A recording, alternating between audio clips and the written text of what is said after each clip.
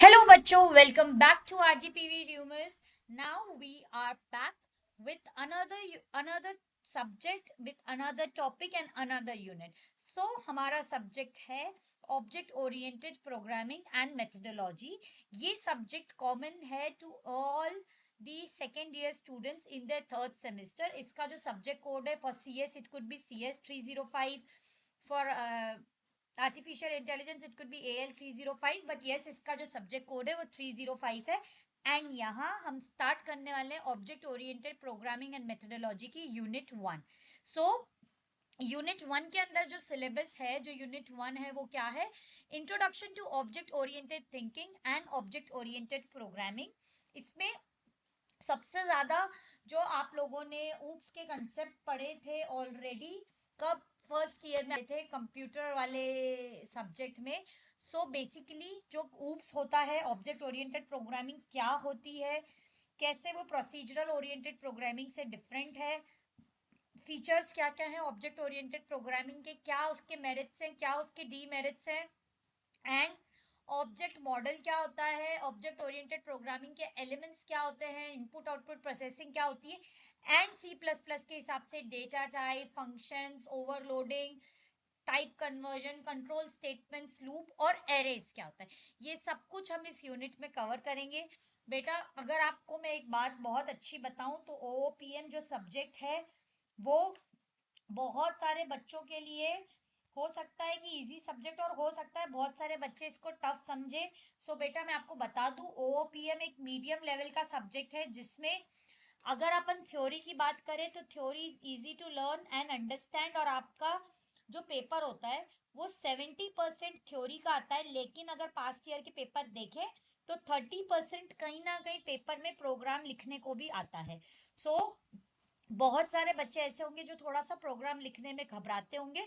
सो हो सकता है ये 30 to 40% क्वेश्चन उनके लिए टफ हो, लेकिन बेटा again we need to pass RGPV 70 marks के पेपर में, at least we need to reach around 40 marks, ताकि आपका ग्रेड भी अच्छा रहे। तो उसके लिए आप इसकी थ्योरी पे अच्छे से फोकस करें। And again it is a scoring subject, reason be कि बेटा अगर आप समझो कि पेपर जो है आपका, अगर 80% पेपर थ्योरी आ गया और आपने जो हम वीडियोस बनाते हैं, वन शॉट बनाते हैं, बेटा ये जो वीडियोस और वन शॉट बनती हैं ये वन शॉट इसीलिए ही बनाई गई है कि पेपर के दिन आपको 10 वीडियो 10 अलग अलग सोर्सेज देखने की जरूरत ना पड़े।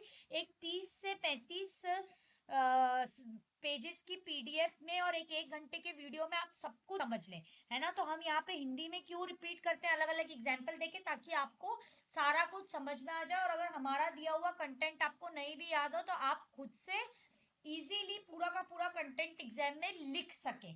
सो बेटा OPM is a scoring subject, इसीलिए चाहे कोई सी भी ब्रांच हो सबके लिए, है ना, बहुत सारे टर्मिनोलॉजी से आप फेमिलियर हो ऑलरेडी इसके, तो आपको ये वाली चीज नहीं छोड़नी है। एंड ध्यान रखना है कि एटलीस्ट जितनी भी थ्योरी पढ़ाई जा रही है बेटा, मैं आपको साथ साथ में प्रोग्राम्स भी बताऊंगी, लेकिन अगर कोई कुछ बच्चे ऐसे होंगे जो प्रोग्राम्स लिखने में थोड़ा घबराते तो वो एटलीस्ट सारी थ्योरी ढंग से करे। एंड अभी मेजरली आप केमिस्ट्री स्टार्ट होने वाले, तो फर्स्ट यूनिट तो उसमें डेफिनेटली आने वाली है, तो प्लीज बेटा इसको ध्यान से समझे। So let's start. सो सबसे पहले जो है वो मैं आपसे पूछना चाहूंगी कि ऑब्जेक्ट ओरिएंटेड प्रोग्रामिंग क्या होता है। आप सबको पता होगा, और जैसे कि आपने पास्ट सेमेस्टर्स में पढ़ा भी है कि ऑब्जेक्ट ओरिएंटेड प्रोग्रामिंग जो होता है उसमें हम रियल वर्ल्ड एंटिटीज यूज करते हैं। कैसे होती, क्या होती है वो रियल वर्ल्ड एंटिटीज? वो रियल वर्ल्ड एंटिटीज होती है ऑब्जेक्ट, है ना। एंड ऑब्जेक्ट क्या होता है? ऑब्जेक्ट वो चीज होती है जो क्या करे, जिसके पास डेटा भी हो, है ना, कि उसके पास क्या चीज वो होल्ड कर सकता है और वो क्या कर सकता है। बेटा कंफ्यूज होने की जरूरत नहीं, मैं आपको रियल लाइफ एग्जांपल से भी समझाऊंगी। अब रियल लाइफ थिंकिंग पे डिपेंडेंट होती है क्या? ऑब्जेक्ट ओरिएंटेड प्रोग्रामिंग, क्योंकि उसके पास प्रॉपर्टीज भी होती है और एक्शन भी होती है ना। तो बेसिक आइडिया क्या होता है कि ऊप्स क्या होता है कि हम डेटा को और फंक्शंस को, एक ऑब्जेक्ट है, एक ऑब्जेक्ट है वो जो उसके पास डेटा भी है उसके अंदर, और वो क्या एक्शन परफॉर्म कर सकता है, मतलब वो क्या चीज फंक्शन कर सकता है, इन दोनों को एक ही जगह पर होल्ड करती है, और जिस जगह पे होल्ड करती है वो होती है क्लास। अब बेटा आप सब बच्चों के सर पे क्वेश्चन मार्क बन रहा होगा कि क्लास और ऑब्जेक्ट क्या होता है ना। तो बेटा एक चीज समझो अब आप सबको पिज्जा खाना बहुत ज्यादा पसंद होगा, ठीक है। So let's take an example of a pizza shop, और वो पिज्जा शॉप होगी, कुछ बच्चों के लिए इट कुड बी डोमिनोज, कुछ बच्चों के लिए इट कुड बी पिज्जा हट, एंड कुछ बच्चों के लिए इट कुड बी लापिनोज, है ना। सो पिज्जा शॉप में एक चीज कॉमन है, वो क्या है, जो सब चीज होल्ड करके बैठी है वो है पिज्जा। तो जो क्लास होगी वो क्या होगी, पिज्जा, है ना। तो क्लास मतलब कि वो चीज जो सारे ऑब्जेक्ट होल्ड करके बैठी है, और सारे ऑब्जेक्ट्स क्या क्या होंगे, अलग अलग तरीके के पिज्जा, है ना। अलग अलग तरीके के पिज्जा मतलब कि जितने भी डिफरेंट तरीके के पिज्जा हम ऑर्डर करते हैं वो क्लास होगी। समझ में आया। सॉरी, जितने भी डिफरेंट तरीके के पिज्जा हम ऑर्डर करते हैं वो ऑब्जेक्ट होंगे। जैसे फॉर एन एग्जांपल, डोमिनोज का Indi tandoori paneer pizza, farm house pizza, है ना, corn pizza, mushroom pizza, tomato pizza, capsicum pizza, ये सब ऑब्जेक्ट्स हैं जिनके पास अलग अलग तरीके का डेटा है और जो अलग अलग फंक्शन परफॉर्म करते हैं। जैसे इंडी तंदूरी पनीर जो है, उसमें डेटा क्या क्या है, पनीर है, टॉपिंग्स हैं, अलग अलग तरह की सॉसेस है, और वो क्या फंक्शन परफॉर्म कर रहा है, आपकी बंदी का मूड ठीक कर रहा है। आई होप बेटा सब कनेक्ट कर पा रहे होंगे। सो जो सपाट जो क्लास होती है वो एक कॉमन क्लास होती है, और उसके बाद उसमें ऑब्जेक्ट क्या है, डिफरेंट टाइप्स ऑफ पिज्जा। अब उस ऑब्जेक्ट के एट्रीब्यूट्स होते हैं जो उसकी रियल प्रॉपर्टीज होती है, जैसे कि वो एक स्मॉल पिज्जा है, लार्ज पिज्जा है ना, उस पर किस तरीके की टॉपिंग आएगी, उस पर चीज आएगा, जेलेपिनो आएगा, उसका किस तरीके का क्रस्ट रहेगा। और उसी ऑब्जेक्ट का एक होता है मेथड, जो वो एक्शन परफॉर्म करता है। तो वो मेथड क्या होगा, क्या वो बेक करके बनाया गया है, एक मेथड उसको खाना है, एक है उस पर टॉपिंग्स ऐड करना। सो विदाउट बीइंग कंफ्यूज, एक चीज समझो कि कॉमन चीज जो बहुत सारे डिफरेंट डिफरेंट तरीके के ऑब्जेक्ट्स को होल्ड करती है उसको बोलते हैं क्लास। जैसे कार है, वो क्या है, क्लास है, ठीक है। उसके बाद क्या है, कलर है, स्पीड है, और वो क्या क्या एक्शन परफॉर्म कर सकती है, स्टार्ट एक्शन परफॉर्म कर सकती है, स्टॉप एक्शन परफॉर्म कर सकती है। लेकिन मारुति सुजुकी क्लास के अंदर क्या है, उस कार क्लास के अंदर एक ऑब्जेक्ट है, स्कोडा क्लास कार क्लास के अंदर एक ऑब्जेक्ट है। सो आई होप बेटा आपको क्लियर होगा इन दोनों एग्जाम्पल से। एक और एग्जाम्पल देख लो कि आप एक क्लासरूम में हो, ठीक है, बहुत सारे स्टूडेंट्स हैं, सारे। अच्छा, एक क्लास के अंदर जितने भी ऑब्जेक्ट होते हैं उनके कॉमन फीचर्स होते हैं। अब जैसे पिज्जा शॉप के अंदर बेटा चीज पिज्जा भी एक पिज्जा है, इंडो तंदूरी तंदूरी भी एक पिज्जा है ना। सो सब कुछ है तो पिज्जा ही ना। तो दैट मीन्स कि एक क्लास के अंदर जितने भी ऑब्जेक्ट होते हैं वो उनके पास कॉमन फीचर्स होते हैं। तो वैसे ही एक क्लास के अंदर स्टूडेंट्स क्या है, ऑब्जेक्ट है। आप सब एक क्लास के अंदर हो, जैसे सपोज आप सीएस ब्रांच के अंदर हो, तो सीएस ब्रांच के अंदर सीएस ब्रांच क्या है, क्लास है। सीएस ब्रांच के अंदर जितने भी स्टूडेंट्स एनरोल्ड है उन सब का वो सब क्या है, ऑब्जेक्ट्स। उनके सब कॉमन फीचर क्या है, उनका एक नेम होगा, उनका एक रोल नंबर होगी, उनकी एक एज होगी, और उनका एक ब्रांच होगा। उनके पास कॉमन एक्शन भी है, स्टडी करना, एग्जाम देना, असाइनमेंट सबमिट करना, ठीक है। अब इसी आइडिया को ऑब्जेक्ट ओरिएंटेड प्रोग्रामिंग में कैसे रिप्रेजेंट करते हैं, इधर क्लास क्या है, स्टूडेंट, और ऑब्जेक्ट क्या है, जैसे भावना एक स्टूडेंट है, लवीना एक स्टूडेंट है, राहुल एक स्टूडेंट है। सो ये अब भावना का भी एक रोल नंबर होगा बेटा, लवीना हो सकता है आपकी बंदी का नाम हो, सब ऑफेंड नहीं होंगे, और राहुल हो सकता है आपके बंदे का नाम हो। राहुल का भी एक नेम होगा, रोल नंबर, एज, ब्रांच होगी, है ना। अब स्टूडेंट क्लास जो होती है कि हर स्टूडेंट के पास क्या होगा और हर स्टूडेंट क्या करता है, और ऑब्जेक्ट क्या होगा, एक्चुअल एग्जांपल्स, जो रियल वर्ल्ड एंटिटी है उसमें स्टूडेंट्स। समझ में आया बेटा। क्लास को टच कर सकते हो नहीं, लेकिन उसके ऑब्जेक्ट्स जो है रियल वर्ल्ड एंटिटीज उन्हें टच कर सकते हैं, ठीक है। सो बेटा आई होप आप लोगों को क्लियर होगा पिज्जा वाले एग्जाम्पल से कि अगर एक पिज्जा है तो पिज्जा में जो पिज्जा एक क्लास है, उसके बाद अलग अलग तरीके के जो पिज्जा है वो उसमें ऑब्जेक्ट्स हैं, उसके बाद उसी ऑब्जेक्ट्स के बाद वो पिज़्ज़ा के जो एट्रीब्यूट्स है, जो उसकी क्वालिटीज़ है, वो क्या हो सकती है, सिंगल, मीडियम, लार्ज, एंड उसमें अलग अलग तरीके की टॉपिंग्स उसके एट्रीब्यूट सकते हैं, और उसको बनाने के अलग अलग तरीके के मेथड हो सकते हैं। कार के केस में बेटा एट्रीब्यूट्स हो सकते हैं, स्टार्ट, स्टॉप, है ना, सॉरी, मेथड हो सकते हैं स्टार्ट और स्टॉप, और एट्रीब्यूट्स हो सकते हैं उसका कलर, उसकी स्पीड, ठीक है। सो बेटा I hope class and objects आपको क्लियर होगा। तो ऑब्जेक्ट ओरिएंटेड प्रोग्रामिंग जो होती है वो पूरा का पूरा डिपेंडेंट होती है क्लास और ऑब्जेक्ट्स के कंसेप्ट्स पे, एंड उसमें बेसिकली पूरा प्रोग्राम वाया ऑब्जेक्ट्स ही लिखा जाता है। क्लियर है। अब एक एग्जांपल देखो जल्दी से ऑब्जेक्ट ओरिएंटेड प्रोग्रामिंग का। ये देखो बेटा, इसमें जो ऑब्जेक्ट मैंने अभी आपको क्या बताया कि ऑब्जेक्ट ओरिएंटेड प्रोग्रामिंग में जो क्लास होती है और ऑब्जेक्ट्स होते हैं। ये मैंने आपको क्लियरली बताया, अभी एक्सप्लेन किया। अब देखो इसका एग्जाम्पल देखो कि प्रोग्राम को कैसे लिखना है, ऑब्जेक्ट को क्रिएट करके, और वो ऑब्जेक्ट क्या कंटेन करेगा, डेटा और फंक्शन साथ में करेगा, है ना। तो वो ऐसा प्रोग्राम लिखता है जो जो रियल वर्ल्ड थिंग्स के जैसा लगे। अब फॉर एन एग्जाम्पल बेटा, अगर आप सब बोलेंगे ये जो प्रोग्राम लिखा हुआ है ये C++ लैंग्वेज में लिखा हुआ है, इसमें इसीलिए इंक्लूड stdioh नहीं है, सॉरी बेटा, I am really sorry, I got confuse. ये C++ प्रोग्रामिंग लैंग्वेज में लिखा हुआ है, इसमें कहीं पे भी इंक्लूड stdioh नहीं है सी की तरह, इसमें C++ की तरह इंक्लूड ios स्ट्रीम है ना। अब देखो एक क्लास बनाई गई जिसका नाम क्या है, स्टूडेंट, ठीक है।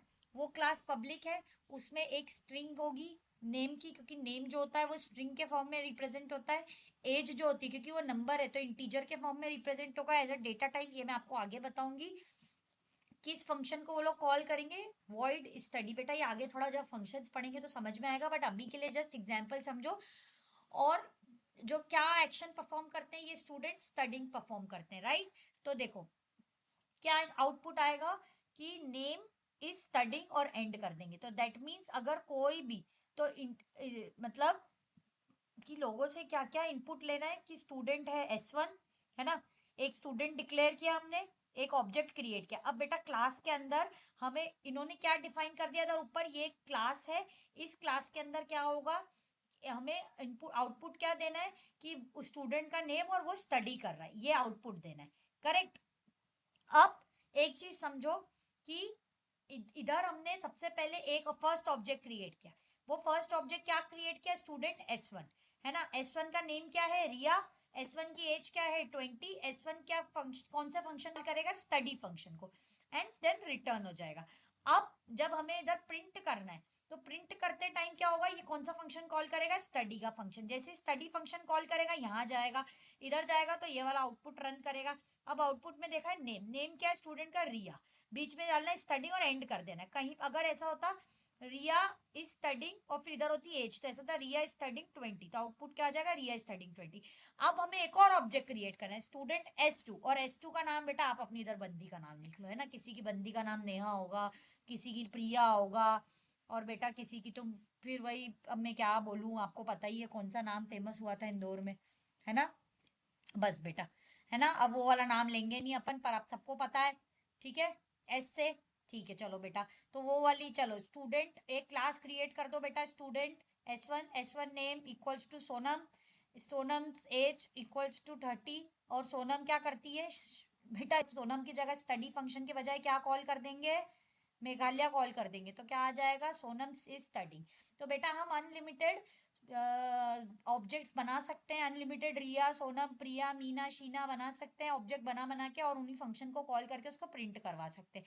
तो एक ऑब्जेक्ट ओरिएंटेड प्रोग्रामिंग कहाँ होता है, क्या होता है, जब हम बहुत सारे मल्टीपल ऑब्जेक्ट्स को क्रिएट करके प्रोग्राम बनाते हैं। वो ऑब्जेक्ट्स क्या कर सकते हैं, डेटा होता है उनमें, और वो कोई फंक्शन परफॉर्म कर सकते हैं। जैसे इधर स्टूडेंट क्या फंक्शन परफॉर्म कर रहे हैं, स्टडिंग का, और उनमें डेटा क्या है, उनकी एज, उनका नेम, डेटा है। सो आई होप बेटा ये क्लियर होगा। अब वेरी वेरी इंपॉर्टेंट क्वेश्चन जो हर बार फर्स्ट यूनिट में से आता है, और वो क्या है कि डिफरेंस लिखो प्रोसीजरल ओरिएंटेड प्रोग्रामिंग लैंग्वेज और ऑब्जेक्ट ओरिएंटेड प्रोग्रामिंग लैंग्वेज। अब बेटा प्रोसीजरल ओरिएंटेड प्रोग्रामिंग लैंग्वेज वो लैंग्वेज है जो हम सी लैंग्वेज आपने फर्स्ट ईयर में सीखी थी, और ऑब्जेक्ट ओरिएंटेड प्रोग्रामिंग लैंग्वेज वो लैंग्वेज है जो आपको सीखनी है, दैट इज प्लस और जावा। अब ये डिफरेंस बेटा 110% एग्जाम में आएगा, आप मुझसे आज से ही लिखा के रख लो, चाहे आपका MSc हो या चाहे आपका मेन एग्जाम हो। सो इसके बेटा एटलीस्ट 7 पॉइंट सब बच्चे ध्यान से लर्न कर ले। सबसे पहले इसकी डेफिनेशन, जो प्रोसीजरल ओरिएंटेड प्रोग्रामिंग होती है, ये देखो बेटा इसके नाम से ही समझो, प्रोसीजर और फंक्शन में डिफाइंड होती है, ठीक है। लेकिन जो ऑब्जेक्ट ओरिएंटेड प्रोग्रामिंग होती है, इससे समझो नाम से, ऑब्जेक्ट ओरिएंटेड प्रोग्रामिंग क्लासेस और ऑब्जेक्ट्स में डिवाइडेड होती है। इसमें कोई भी, अब जैसे एक बात बताओ, जब आपने सी प्रोग्राम लिखना सीखा था, तो क्या सी प्रोग्राम में कहीं पे भी आप खुद बताओ मुझे कि सी प्रोग्राम में कहीं पे भी क्लासेस और ऑब्जेक्ट का कंसेप्ट था? क्या हम अगेन एंड अगेन ऑब्जेक्ट को क्रिएट करके कॉल कर सकते थे? नहीं। लेकिन हम ऑब्जेक्ट ओरिएंटेड प्रोग्रामिंग में आपने ऊपर देखा एक प्रोग्राम के थ्रू कि हम वाया क्लासेस एंड ऑब्जेक्ट इसे कॉल कर सकते हैं। सो प्रोसीजरल ओरिएंटेड प्रोग्रामिंग में फंक्शंस होते हैं और प्रोसीजर्स होते हैं, लेकिन जो ऑब्जेक्ट ओरिएंटेड प्रोग्रामिंग होती है उसमें फंक्शंस और प्रोसीजर्स नहीं होते, उसमें क्लासेस और ऑब्जेक्ट्स होता है। सो आई होप ये अभी क्लियर होगा आप सब बच्चों को। नेक्स्ट मूविंग ऑन टू कि प्रोसीजरल ओरिएंटेड प्रोग्रामिंग का फोकस होता है कि टास्क कैसे करना है ना, स्टेप बाय स्टेप इंस्ट्रक्शंस चलते हैं। एंड लेकिन जो ऑब्जेक्ट ओरिएंटेड प्रोग्रामिंग होती है उसका होता है मेन चीज कि who is performing the task. तो हम हमेशा देखते हैं who is performing the task. इधर कौन परफॉर्म कर रहा था? ऑब्जेक्ट परफॉर्म कर रहा था। एक ऑब्जेक्ट क्रिएट किया स्टूडेंट, है ना, वो क्या कर रहा था? टास्क परफॉर्म कर रहा था, फंक्शन कॉल करके स्टडी कर रहा था। सो उसी वे में, सेम वे में इन ऑब्जेक्ट ओरिएंटेड लैंग्वेज प्रोग्रामिंग कौन परफॉर्म करता है? ऑब्जेक्ट परफॉर्म करता है टास्क, है ना। डेटा हैंडलिंग जो होती है इसमें प्रोसीजरल ओरिएंटेड प्रोग्रामिंग लैंग्वेज में ये वेल सिक्योर्ड नहीं होती, है ना। डेटा कहीं से भी कोई से भी फंक्शन से एक्सेस किया जाता है। लेकिन बेटा आपको पता होगा ऑब्जेक्ट ओरिएंटेड प्रोग्रामिंग में एनकैप्सुलेशन का एक फीचर, एनकैप्सुलेशन होता है कि जो डेटा होता है इंपॉर्टेंट बस वही शो किया जाता है, बैकएंड इन्फॉर्मेशन हाइड कर देती, तो डेटा को हाइड कर दिया जाता है ऑब्जेक्ट्स के अंदर और वही फंक्शंस को कॉल किया जाता है जो नेसेसरी है। जो प्रोसीजरल ओरिएंटेड प्रोग्रामिंग लैंग्वेज होती है वो टॉप डाउन अप्रोच फॉलो करती है, मतलब जो मेन फंक्शन होता है वो सब फंक्शंस को कॉल करता है। और ये वाली जो है ये bottom to up approach follow करती है कि ऑब्जेक्ट सबसे पहले क्रिएट करते जाते हैं एंड उनको कंबाइन करके एक प्रोग्राम बनाया जाता है। इसमें जो प्रोसीजरल ओरिएंटेड प्रोग्रामिंग होती है बेटा इसका जो कोड रीयूजेबिलिटी लिमिटेड रहती है ना। लेकिन अगर अपन ऑब्जेक्ट ओरिएंटेड की बात करें तो आपको खुद समझ में आ रहा होगा कि बार बार हम कितने भी ऑब्जेक्ट्स बनाकर, है ना, इजीली रीयूज कर सकते हैं। अलग अलग क्लासेस और ऑब्जेक्ट्स बना के इनहेरिट करके हम कोड को इजीली रीयूज कर सकते हैं। ठीक है। डेटा और फंक्शन के बीच में इधर फंक्शन एंड डेटा सेपरेट होता है, लेकिन ऑब्जेक्ट ओरिएंटेड में फंक्शंस और डेटा आपस में कंबाइन होता है। कहाँ पे? ऑब्जेक्ट के इनसाइड में, तभी हम उसे बार बार कॉल कर सकते हैं। इसका एग्जाम्पल सी प्लस प्लस, जावा और पाइथन, और इसका एग्जाम्पल सी एंड पास्कल। बेटा ये वाला जो प्रोग्राम एग्जाम्पल है आपकी इच्छा है लिखना है तो लिखिए, ये सी लैंग्वेज में लिखा हुआ है और ये सी प्लस प्लस लैंग्वेज में लिखा हुआ है। बट बेटा इसको आप इंपॉर्टेंट मार्क कर लीजिए, ये जरूर आएगा, है ना। अब आता है नेक्स्ट कि features of object oriented programming क्या होता है ना बेटा। तो features of object oriented programming जो होता है, सबसे पहले ऑब्जेक्ट ओरिएंटेड प्रोग्रामिंग जैसे मैंने आपको पहले भी बताया क्या है, ऑब्जेक्ट्स को यूज करके अगर हम किसी भी प्रोग्राम को बनाएं और फंक्शन को कॉल करके उसी ऑब्जेक्ट का एक्शन दिखाएं रियल वर्ल्ड एंटिटी की तरह से, same way is what object oriented programming. ये प्रोग्राम को रीयूजेबल बनाती है, इजी टू अंडरस्टैंड बनाती है और मॉड्यूलर बनाती है। इसके मेन फीचर्स क्या क्या है? अब बेटा आप सब पूछोगे फीचर्स, तो बेटा जो ऑब्जेक्ट ओरिएंटेड प्रोग्रामिंग के फीचर्स हैं वो यही फीचर्स हैं। ऑब्जेक्ट, क्लासेस, एनकैप्सुलेशन, इनहेरिटेंस, ये सब ऑब्जेक्ट ओरिएंटेड प्रोग्रामिंग के फीचर्स हैं। तो सबसे पहले ऑब्जेक्ट क्या होता है? ऑब्जेक्ट एक बेटा जैसे मैंने आपको ऊपर बताया एक रियल वर्ल्ड एंटिटी है जिसमें डेटा होता है, जो उसके एट्रीब्यूट्स होते हैं। जैसे पिज्जा के एट्रीब्यूट्स क्या थे कि वो स्मॉल पिज्जा है, लार्ज पिज्जा है, उसमें कौन सी टॉपिंग है, और फंक्शन जो वो बिहेवियर या एक्शन या मेथड परफॉर्म करता है। जैसे पिज्जा है उसे हम बेक कर सकते हैं, ईट कर सकते हैं ना, तो जो फंक्शन वो परफॉर्म करता है। अब it represent things like student, car, employ. बेटा ऊपर एग्जाम्पल था, ईच ऑब्जेक्ट स्टोर अपना ओन डेटा। जैसे स्टूडेंट है उसका एक रोल नंबर होगा, उसका एक नाम होगा, उसकी एक एज होगी। या एक पिज्जा है उसका एक साइज होगा, क्रस्ट होगा, टॉपिंग होगी, है ना। तो वो एक अपना डेटा स्टोर करता है हर ऑब्जेक्ट और एक्शन परफॉर्म करता है। जैसे स्टूडेंट S1, S1 क्या एक ऑब्जेक्ट है जिसमें ऊपर क्या था एग्जाम्पल में, इसकी एज थी, नाम था, है ना, और एक क्लास के अंदर, स्टूडेंट क्लास के अंदर ये ऑब्जेक्ट क्रिएट किया गया था। नेक्स्ट बेटा होता है क्लास। क्लास क्या होता है? ब्लूप्रिंट और टेम्पलेट, जो क्या करता है? डिफाइन करता है कि क्या डेटा और क्या फंक्शंस एक ऑब्जेक्ट के पास होंगे। जैसे अगर स्टूडेंट क्लास है ना, क्लास एक स्टूडेंट है तो उसमें क्या होंगे? सारे उसी एज के स्टूडेंट होंगे। अगर कार एक क्लास है तो उसमें सारी डिफरेंट कंपनी की कार होगी। अगर पिज्जा एक क्लास है तो उसमें डिफरेंट टाइप ऑफ पिज्जा होंगे। तो स्टूडेंट क्लास में बेटा क्या डेटा जो होगा, क्या डेटा होगा और क्या फंक्शन होगा। तो इधर डेटा क्या, स्टूडेंट का नेम है, और फंक्शन क्या, स्टडिंग, उसका एक एट्रीब्यूट है, उसका क्या फंक्शन परफॉर्म कर रहा है। देन बेटा थर्ड फीचर जो ऑब्जेक्ट ओरिएंटेड प्रोग्रामिंग का होता है वो क्या होता है? कि एब्स्ट्रैक्शन, डेटा एब्स्ट्रैक्शन मतलब वही चीज दिखाना जो जरूरी है। डेटा एब्स्ट्रैक्ट मतलब इंपॉर्टेंट डेटा को एब्स्ट्रैक्ट करना, वही चीज दिखाना जो जरूरी है और अननेसेसरी चीज को हाइड कर देना, है ना। ये किस लिए यूज होता है, क्योंकि जो कॉम्प्लेक्स चीजें बैकएंड में चल रही वो यूजर को ना दिखे और यूजर परेशान ना हो। इसका बेटा सच्चा एग्जांपल, जो हम इंस्टाग्राम चला रहे हैं, तो क्या बेटा इंस्टाग्राम के पीछे का एल्गोरिथम कोई समझ पा रहा है? नहीं। सिर्फ इंस्टाग्राम पे स्क्रीन रील्स स्क्रोल हो रही है और क्रश को भेजी जा रही है इस उम्मीद से कि रिप्लाई आ जाए। लेकिन क्या आपको पता चल रहा है कि बैकएंड पे क्रश आपको इग्नोर कर रहा है ना। बैकएंड पे क्या फीचर हो रहा है? बस बेटा उसी तरीके से सबके दिल पे चोट तो लगी गई होगी अभी तक इस एग्जाम्पल से।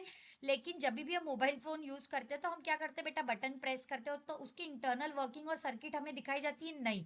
क्यों नहीं दिखाई जाती? क्योंकि अगर वो दिखाया जाएगा तो ह्यूमन कॉम्प्लेक्स एप्लीकेशन हो जाएगा वो उसके लिए। इसीलिए only showing that information which is important. इसका बेटा एक एग्जाम्पल समझो कि एक फंक्शन है कार स्टार्ट करना, है ना। तो वो क्या रिटर्न करेगा? कार स्टार्ट हो जाएगी। कार कैसे स्टार्ट हुई इससे आपको मतलब है? नहीं। बस आपने एक चाबी घुमाई और कार स्टार्ट हो गई। कैसे इंजन गर्म हुआ, कैसे डीजल लोड हुआ, ये सब नेसेसरी नहीं है। सो ये था एब्स्ट्रैक्शन।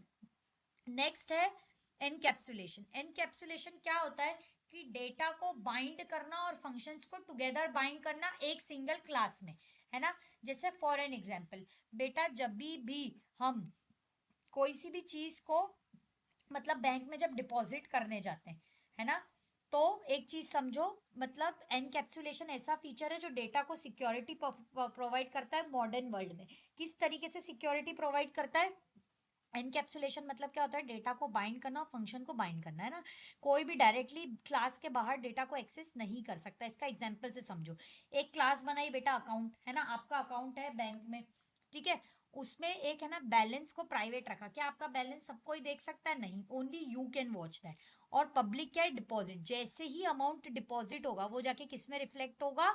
अकाउंट वाली क्लास में, है ना। अकाउंट वाली क्लास में अमाउंट के अंदर जैसे ही बैलेंस डिपॉजिट होगा, तो सपोज हमने 10 रुपए भी जमा करे, है ना, तो ये तो भले ही पब्लिकली जमा हुए, लेकिन ये बैलेंस किसको मीन्स फंक्शंस को, डेटा को आपस में बाइंड करना and only showing what is required, but जो कॉन्फिडेंशियल इंफॉर्मेशन है उसे छुपा के रखना। तो here balance is protected and can only B change through deposit. मतलब डिपॉजिट वाले एक्शन से ही बैलेंस को चेंज कर सकते, हर कोई आके चेंज नहीं कर सकता।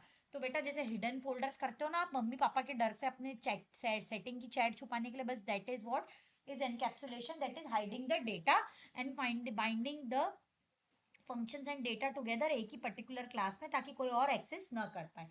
Now moving to the next example, inheritance. Inheritance क्या होता है बेटा? वही सब क्वालिटीज जो हमने अपने मम्मी पापा से इनहेरिट की है ना। तो इनहेरिटेंस में क्या होता है कि एक क्लास जो प्रॉपर्टीज और बिहेवियर होता है वो उसकी दूसरी क्लास या सब ऑर्डिनेट क्लास अपनी टॉप वाली क्लास की प्रॉपर्टीज को इनहेरिट कर लेती है ना। इससे क्या होता है कि कोड को हम मल्टीपल टाइम्स यूज कर सकते हैं और बिना रिपीट करें। जैसे सपोज करो कि अगर एक क्लास है एनिमल, है ना। अब एनिमल बेटा, डॉग भी एनिमल हो सकता है, काउ भी एक एनिमल है, गोट भी एक एनिमल है, पिग भी एक एनिमल है और लायन भी एक एनिमल है ना। तो बेटा एक क्लास हमने क्या क्रिएट की? एनिमल, है ना। उसमें एक फंक्शन बनाया ईट, वॉइड ईट, और वो क्या करेगा? क्या थ्रो करेगा? ईटिंग थ्रो करेगा। अब एक बात बताओ आप मुझे कि इसी क्लास के अंदर हमने एक और क्लास डाल दी, डॉग। तो डॉग अब क्या करेगा? एनिमल वाली क्लास की सारी प्रॉपर्टीज को इनहेरिट करेगा। क्यों? क्योंकि डॉग भी एनिमल का ही एक पार्ट है ना। तो अब डॉग भी वो ऑब्जेक्ट यूज कर सकता है, मतलब ईट फंक्शन को यूज कर सकता है, क्योंकि एक कॉमन क्लास बता दी कि भैया एनिमल है और वो क्या करता है? ईट करता है। तो अब जितनी भी क्लासेस एनिमल के अंदर आएंगी, है ना, जैसे कि डॉग, वो एनिमल के फंक्शंस को इनहेरिट कर सकती है, यूज कर सकती है। इससे क्या होता है बेटा कि जब आप कोई बहुत मेजर प्रोजेक्ट बनाओगे तो आपको समझ में आएगा कि 25 बार एक ही कोड लिखने से अच्छा हम दो डिफरेंट कोड्स में कॉमन इनहेरिटेंस पैदा कर कर जो वो फंक्शन कॉल कर रहे हैं वही कॉल करके कोड को स्मॉल कर सकते हैं, कोड को रीयूज कर सकते हैं। देन बेटा होता है पॉलीमॉर्फिज्म। पॉलीमॉर्फिज्म मतलब जैसे बेटा आजकल के लोग हैं ना, एक नाम और बहुत सारे उनके कारनामे। बस बेटा उसी तरीके से इस एग्जांपल से समझ जाओ। पॉलीमॉर्फिज्म, पॉली मतलब बहुत सारा, है ना। पॉली मीन्स की एक नाम और बहुत सारे फॉर्म। जैसे फॉर एन एग्जांपल एक ही फंक्शन जो होता है बेटा, 25 फंक्शन बनाएंगे अगर अपन कॉल करने के लिए, तो आप कंफ्यूज हो जाओगे। तो हम एक ही फंक्शन को अलग अलग तरीके से बिहेव करने के लिए अलग अलग ऑब्जेक्ट को कॉल कर सकते हैं। ये पॉलीमॉर्फिज्म का हिंदी में, शुद्ध हिंदी में मतलब होता है। जैसे फॉर एन एग्जांपल, हमने एक क्लास बनाई शेप। अब बेटा रेक्टेंगल भी एक शेप है, स्क्वायर भी एक शेप है, सबको एक शेप है ना। तो उसमें हमने एक फंक्शन बनाया ड्रॉ। ठीक है, अब ड्रॉ जो फंक्शन है उसमें क्या है, ड्रॉइंग शेप। ठीक है, वो क्या थ्रो करेगा आउटपुट, ड्रॉइंग शेप। लेकिन अगर हमने एक क्लास बनाई सर्कल, और उसी में ही अगर हमने उसको मतलब सर्कल क्लास इक्वल्स टू जो पब्लिक क्लास है शेप, उसमें इनहेरिट कर लिया, और उसके बाद हमने उसी के ही फंक्शन को शेप क्लास के फंक्शन में मतलब सर्कल क्लास में शेप क्लास के फंक्शन को कॉल किया, तो बेटा क्या होगा कि सेम फंक्शन जो है, जो ड्रॉ फंक्शन था, वो क्या करेगा कि शेप के लिए अलग काम करेगा और सर्कल के लिए अलग काम करेगा। सेम सर्कल है बेटा, सेम चीज है। इधर ड्रॉ किस लिए यूज है, ड्राइंग शेप। इधर जब सर्कल आ गया तो ड्राइंग सर्कल। तो बेटा मतलब एक ही फंक्शन जब अलग अलग एक्शन परफॉर्म कर सके किसी प्रोग्राम में, जैसे आपने एक फंक्शन दिया स्टार्ट, है ना, वॉइड स्टार्ट। अब वो बेटा जब हमने टीचर क्लास बनाई तो पढ़ाना स्टार्ट करना, जब स्टूडेंट क्लास बनाई तो बेटा वो सॉरी एग्जाम देना स्टार्ट करना। बेटा सपोज करो, चलो एक फंक्शन बनाओ वॉइड गर्लफ्रेंड, है ना। तो जब सेटिंग वन आई, रिचार्ज सेटिंग, रिचार्ज वाली सेटिंग, तो उसके साथ वैसी बात करना। फिर जब पिज्जा वाली सेटिंग आई तो उसके साथ वैसी बात करना। बस बेटा अब तो समझ में आ ही गया होगा, है ना। नेक्स्ट बेटा, ओवरलोडिंग। आप सबने सुना होगा बेटा, फंक्शन ओवरलोडिंग सुना होगा। तो ओवरलोडिंग जो होती है कंपाइल टाइम पॉलीमॉर्फिज्म होता है। मतलब बहुत सारे मल्टीपल कंपाइल टाइम, मतलब जब हमने प्रोग्राम को कंपाइल किया, रन टाइम पे नहीं, कंपाइल टाइम पे जब हमने किसी भी फंक्शन को कॉल किया, है ना, ऑपरेटर को कॉल किया same name but different arguments के साथ, तो वो रन होता है। जैसे फॉर एन एग्जांपल, इधर देखो इंटीजर है बेटा, एडिशन इंटीजर ए और बी का, तो इधर रिटर्न ए और बी।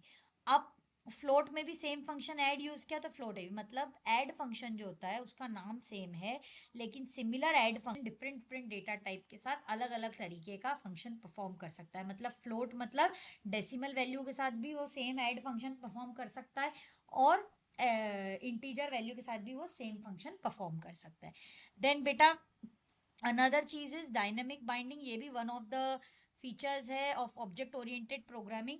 डायनेमिक बाइंडिंग जो होती है वो क्या होती है, लेट बाइंडिंग। डायनेमिक बाइंडिंग मतलब जब कोड रन टाइम पे किस तरीके से जाएगा, कंपाइलेशन पे नहीं, रन टाइम पे क्या करेगा कोड, वो डायनेमिक बाइंडिंग होती है। The method that should be executed is decided at run time, not during compilation. This usually happen when we use inheritance and virtual function. मतलब क्या कब इनहेरिट करना है, किधर से क्या चीज लेना है, eight the time of compilation decide होगा, है ना। जैसे बेटा इसका एग्जांपल देखो, मैंने बहुत अच्छा इधर ऐड कर रखा है कि अब आपके पास एक क्लास है बेस क्लास डिलीवरी बॉय, ठीक है बेटा, है ना। अब बहुत सारे मल्टीपल डिलीवरी बॉयज हैं इसमें, ऑब्जेक्ट्स, है ना। जो कोई बेटा जोमेटो हैंडल करता है, कोई स्विगी करता है, कोई जेप्टो, कोई ब्लिंकिट करता है। आरव की मम्मी ब्लिंकिट से सारा दिन सामान मंगाती है ना। लेकिन इन सबका सेम फंक्शन क्या है, डिलीवर करना फूड या आइटम्स, ठीक है बेटा। बट एक्चुअल बिहेवियर, कि जब स्विगी से ऑर्डर आ रहा है एंड जब जोमेटो से ऑर्डर आ रहा है ना बेटा, तो इन्होंने क्या करा, डिलीवर फूड, एक डिलीवरी बॉय क्लास को इनहेरिट कर लिया डिलीवर फूड के नाम से। लेकिन रन टाइम पे जब आप ऑर्डर कर रहे हो तो बेटा इनका अलग अलग फंक्शन हो जाता है कि नहीं। कोई बेटा इंदौर में डिलीवर कर रहा है, कोई बेटा भोपाल में डिलीवर कर रहा है, ठीक है। और delivery boy object run time पे यूज होगा, कोई कुछ चीज डिलीवर कर रहा है। समझ में आया, आई होप बेटा क्लियर होगा कि eight the time of run time पे क्या फंक्शन परफॉर्म करेगा, ये कौन डिसाइड करेगा, उस ऐप पे किया गया ऑर्डर। समझ में आया, तो कौन सा मतलब जो ये है ऑब्जेक्ट डिलीवरी बॉय ऑब्जेक्ट किस तरीके से परफॉर्मेंस देगा, ये कब डिसाइड होगा, eight the time of run time, है ना। रन टाइम कब, जब ऑर्डर आएगा उस ऐप पे। बाकी आप तो क्लास लेके बैठे हो डिलीवरी बॉय, लेकिन अलग अलग बॉय अलग अलग हैंडल करता है ऐप, और फंक्शन उनका सेम ही है, क्या करना, फूड डिलीवर करना। लेकिन डिसाइड कब होगा, जब ऑर्डर आएगा। That means at run time कौन सा डिलीवर बॉय फंक्शन करेगा, कौन सा ऑब्जेक्ट कॉल होगा, कौन सा डिलीवरी बॉय सिलेक्ट होगा फॉर डिलीवरी, ये ऑब्जेक्ट कॉलिंग कब होगी? At the time of run time. So this is dynamic binding, late binding, run time polymorphism. मतलब जैसे ये शेप है ना, और एक शेप के अंदर सर्कल है ना. अब सर्कल में शेप देगा तो इसका ड्रॉ, मतलब ड्रॉ सर्कल रन टाइम पे s equals to draw. That means run time पे क्या डिसाइड होगा कि एक सर्कल को ड्रॉ करना है. बेटा इस वाले एग्जाम्पल से बेटर आप रियल लाइफ एग्जाम्पल समझो, जो डिलीवरी बॉय वाला है वो आपको ज़्यादा अच्छे से आएगा. देन बेटा कम्स मैसेज पासिंग, है ना. एक message passing is again a feature of object oriented programming, जिसमें क्या होता है इन ऑब्जेक्ट ओरिएंटेड प्रोग्रामिंग, जो ऑब्जेक्ट्स होते हैं वो एक दूसरे से बात करते हैं, कैसे? मैसेज को सेंड करके. ठीक है. अब मैसेज को सेंड करके बेटा उस तरीके से नहीं जिस तरीके से आप अपनी सेटिंग से बात करते हो, आई लव यू, पापा पास में तो नहीं है, क्या कर रही हो, नहीं बेटा. मैसेज कैसे भेजते हैं वो, कि फंक्शन कॉल करने के लिए, मतलब एक ऑब्जेक्ट दूसरा ऑब्जेक्ट को कॉल करने के लिए या कोई एक्शन परफॉर्म करने के लिए एक मैसेज भेजता है ना. तो मैसेज जैसे फॉर एन एग्जाम्पल, एक रियल वर्ल्ड एग्जाम्पल से समझो. एक ऑब्जेक्ट क्या है? स्टूडेंट. और दूसरा ऑब्जेक्ट क्या है? Coffee machine. अब स्टूडेंट ऑब्जेक्ट वन ने ऑब्जेक्ट टू को क्या भेजा? मैसेज भेजा कि मुझे क्या चाहिए? कॉफी बनाओ. ये फंक्शन को कॉल करने के लिए, मेक कॉफी, और कौन सी? Cold coffee. तो रिस्पॉन्स में क्या आएगा? कॉफी मशीन जो होती है वो ये एग्जीक्यूट कर देती है मेथड, और क्या रिटर्न करती है? कॉफी. तो मैसेज पासिंग इज बेसिकली दो ऑब्जेक्ट के बीच में फंक्शन को कॉल करने के लिए कम्युनिकेशन होना. फंक्शन कॉल करना is sending end object communicate with each other by sending and receiving messages. या function call is basically call as message passing. ये मॉड्यूलर और इंटरेक्टिव प्रोग्राम्स बनाने में, जैसे गेमिंग सेटअप्स और ये बनाने में यूज होता है. सो आई होप बेटा आपको क्लियर होगा एग्जाम्पल से सारे features. This is another very important question जो पूछा ही जाता है, इसीलिए इसको जरूर बेटा, ये जो 8 से 9 कंसेप्ट है बेटा, देखो इसमें features of oops, elements of oops, concept of oops, ये सब कुछ कवर हो गया है ना. ये देखो, ये जितना भी ये था, ये चीज समझो इधर. देखो बेटा, features of object oriented programming, elements of oops, concepts of oops, ये सब कुछ इन सारे कंसेप्ट में कवर होगा, तो ये आप अच्छे से कर लें. अब बेटा नेक्स्ट इंपॉर्टेंट क्वेश्चन जो आता ही आता है वो क्या है, कि ऑब्जेक्ट ओरिएंटेड प्रोग्रामिंग के मेरिट्स और डीमेरिट्स क्या होते हैं. तो बेटा अभी तक जिस तरीके से मैंने आपको बताया कि आप कोड को बार बार रीयूज कर सकते हैं. कैसे रीयूज कर सकते हैं? इनहेरिटेंस यूज करके क्लासेस और ऑब्जेक्ट को बार बार कॉल किया जा सकता है डेवलपमेंट टाइम पे. तो रीयूजेबिलिटी, है ना. मॉड्यूलरिटी मतलब इंडिपेंडेंट फंक्शंस में इंडिपेंडेंट मॉड्यूल्स, मतलब अपनी अपनी ऑब्जेक्ट क्लास बना सकते हो. इजी प्रोग्राम बनाने के लिए मॉड्यूलर है. डेटा बेटा सिक्योरिटी पूरी रहती है, क्योंकि अगर कोई डेटा हाइडिंग कर सकते हैं हम वाया एनकैप्सुलेशन. एक्सटेंसिबिलिटी और फ्लेक्सिबिलिटी, हम रन टाइम पे भी चीज़ें डाल सकते हैं, इजीली फीचर्स को ऐड कर सकते हैं. इनहेरिटेंस और पॉलीमॉर्फिज्म यूज करके रन टाइम पे बिना एग्जिस्टिंग कोड को चेंज किए बस एक फंक्शन बनाया, एक फंक्शन को कॉल करे. और प्रोडक्टिविटी और मेंटेनेंस बना देता है, क्योंकि इसकी डिज़ाइन क्या है? प्रॉपर स्ट्रक्चर डिज़ाइन है, कॉम्प्लेक्सिटी नहीं है, डीबगिंग इजी हो जाती है, और टीम वर्क और पैरेलल डेवलपमेंट होता है इसमें. लेकिन बेटा वही, जैसे कोई चीज़ अच्छी होती है उसी हिसाब से चीज़ गंदी भी होती है, तो सेम वे में इसके डीमेरिट्स की बात करें तो बेटा ये थोड़ा सा कॉम्प्लेक्स है समझने में, है ना. ऑब्जेक्ट ओरिएंटेड सिस्टम बनाने में स्ट्रॉन्ग प्लानिंग और अंडरस्टैंडिंग लगती है. इसको लर्न करने में बहुत सारा, बिगिनर्स के लिए सी सीखना थोड़ा सा आसान हो जाता है, लेकिन इनहेरिटेंस, एब्स्ट्रैक्शन, पॉलीमॉर्फिज्म, एनकैप्सुलेशन, ये सब लिखना थोड़ा सा टफ होता है. एग्जीक्यूट स्लो होता है compare to procedural oriented programming. क्यों? क्योंकि इसमें डायनामिक बाइंडिंग होती है, रन टाइम पे बहुत सारी चीज़ें होती है, एब्स्ट्रैक्शन होता है, इनहेरिटेंस होता है, डेवलपमेंट टाइम बढ़ जाता है, और स्मॉल प्रोग्राम्स के लिए सूटेबल नहीं है इतना बड़ा लिखना. देन बेटा एक कंसेप्ट है ऑब्जेक्ट मॉडल. ऑब्जेक्ट मॉडल क्या होता है ये आप समझो, है ना. ऑब्जेक्ट मॉडल एक लॉजिकल इंटरफेस होता है या सॉफ्टवेयर सिस्टम होता है जो ऑब्जेक्ट ओरिएंटेड टेक्निक्स को यूज करके बनाया जाता है. ठीक है. इस तरीके का सॉफ्टवेयर जिसमें object, real world entities, objects use करके बनाया जाए, और ये एक्चुअल डेवलपमेंट के पहले किस तरीके से कोई भी चीज नजर आएगी, मतलब एक्चुअल डेवलपमेंट के पहले एलिमेंट्स को यूज करके ऑब्जेक्ट ओरिएंटेड प्रोग्रामिंग के क्या बनेगा, है ना, वो कौन डिसाइड करता है? ऑब्जेक्ट मॉडल, है ना. Object oriented programming life cycle का पार्ट होता है, और सिस्टम को डिजाइन करना ऑब्जेक्ट्स और क्लासेस को यूज करने में हेल्प करता है. ठीक है. ऑब्जेक्ट मॉडल क्या क्या डिस्क्राइब करता है, कि ऑब्जेक्ट और क्लासेस क्या होंगी सिस्टम में, उनका रिलेशन और इंटरेक्शन किस तरीके से रहेगा, उसमें किस तरीके से जो फीचर्स, इनहेरिटेंस, इनकैप्सुलेशन और एब्स्ट्रैक्शन, ये सब किस तरीके के ऑब्जेक्ट ओरिएंटेड कंसेप्ट्स में डाला जाएगा। अब बेटा दो तरीके के ऑब्जेक्ट मॉडल होते हैं, एक होता है डॉक्यूमेंट ऑब्जेक्ट मॉडल और एक होता है कंपोनेंट ऑब्जेक्ट मॉडल। ठीक है।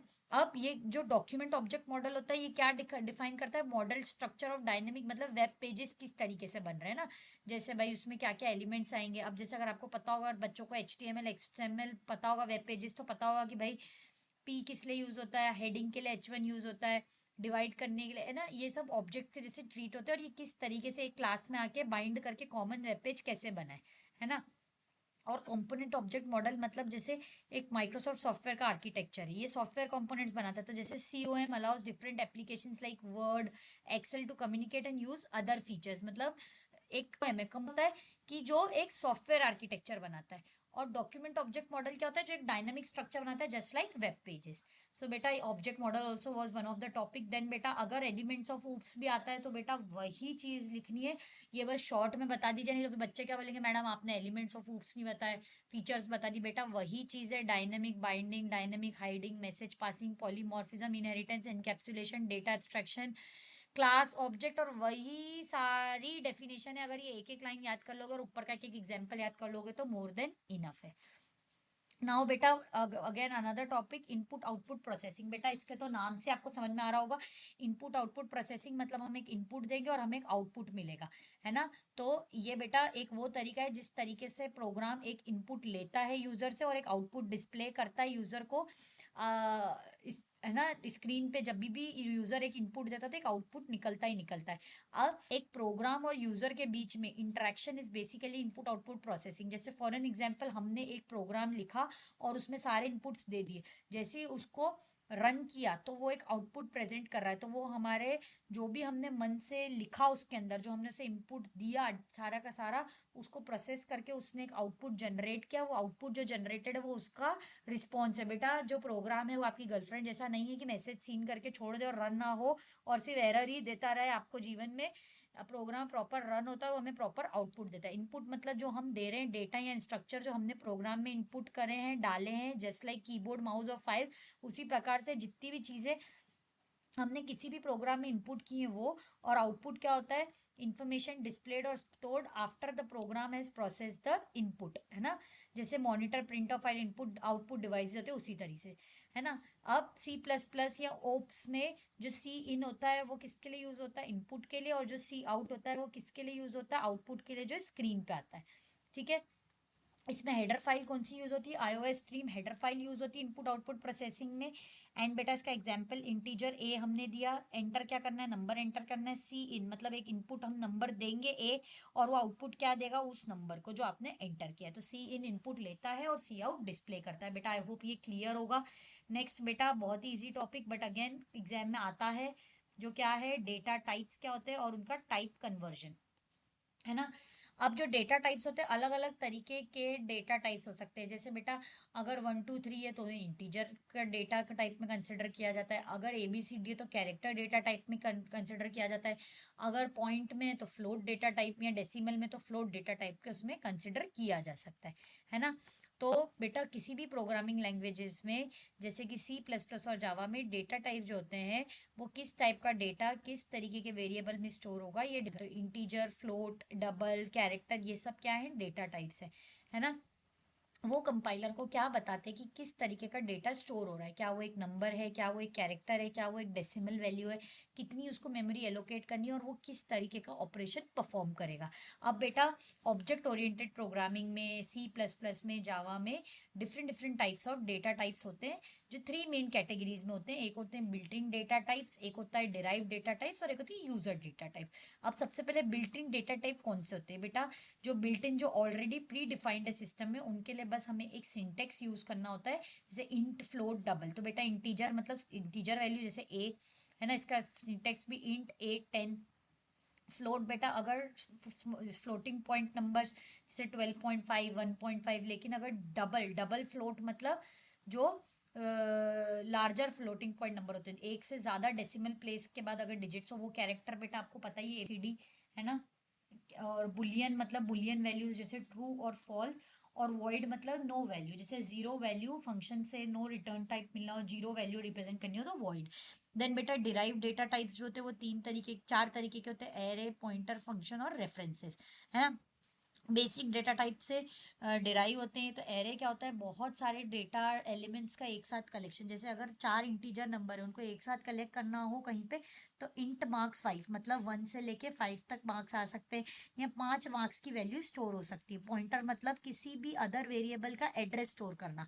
बेटा जैसे आपके दिल में आपकी गर्लफ्रेंड का एड्रेस स्टोर्ड है ना, बट बस बेटा वैसी तरीके से, है ना।